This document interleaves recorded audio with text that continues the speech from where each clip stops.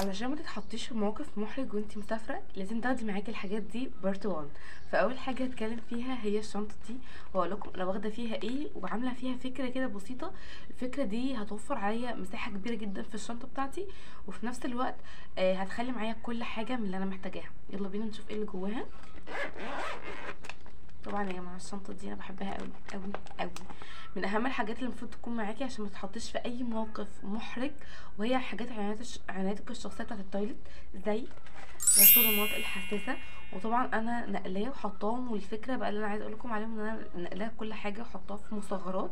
المصغرات دي انا مش شارياها، هي حاجات عندي اصلا ففضيت، فانا ما رميتهاش، انا خدت الحاجه دي حطيت فيها زي مثلا غسول المنطقه الحساسه.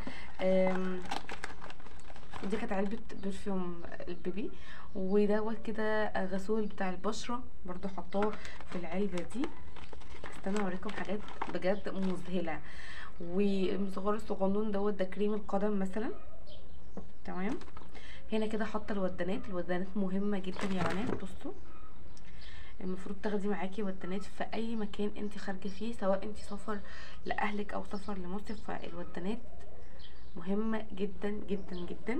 لو معاكي طفل او مش معاكي، ده كده ده الصن بلوك بتاع ابني. الصن بلوك بتاع ابني كبير شويه فمش هقدر اخد كل الاحجام دي. وده كريم الشعر برضو بتاعه، حطيته في الكتكوت الصغير ده. تمام. وده كريم الشعر بتاعي انا. فبجد حاجات كتكوتة قوي ومهمه قوي.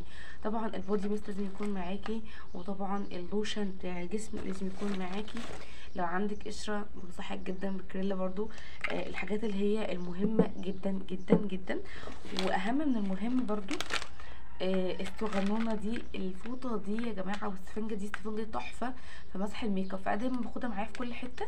ودي قطعه تانية اللي منها، في قطعه في البيت وفي قطعه باخدها معايا لو مسافره او رايحه في اي حته، بحيث ان انا لو عايزه امسح الميك اب في اي وقت اقدر امسحه من غير بقى لخبطه بقى، واخد معايا اصلا مزيل ميك اب ومناديل ولا قطن والحاجات زي كده، فده هيسهل عليا كتير جدا. اخر حاجه موجوده في الشنطه دي هكلمكم عنها، وهي شفرات الجسم وشفرات البشره، وكمان المبرد ده مش بتاع الضوافر كده، المبرد ده بيخلي شكل ضوافرك حلوه جدا. هو فيه خطوات، فيه 4 خطوات. المبرد ده كوري حلو جدا جدا جدا. هنا كده بينضف لك برضو ضوافرك بالطريقه دي، وده بيخلي شكل ضوافرك بيلمع اكنك حاطه بجد يعني الملمع بتاع الاظافر، فهو خطير جدا. وده كده كان كل حاجه موجوده في فيديو النهارده. استنوا بارت 2 ان شاء الله، و3 و4 كذا بارت بصراحه، فاستنوه عشان هينفعكم جدا وهتحبوه جدا جدا.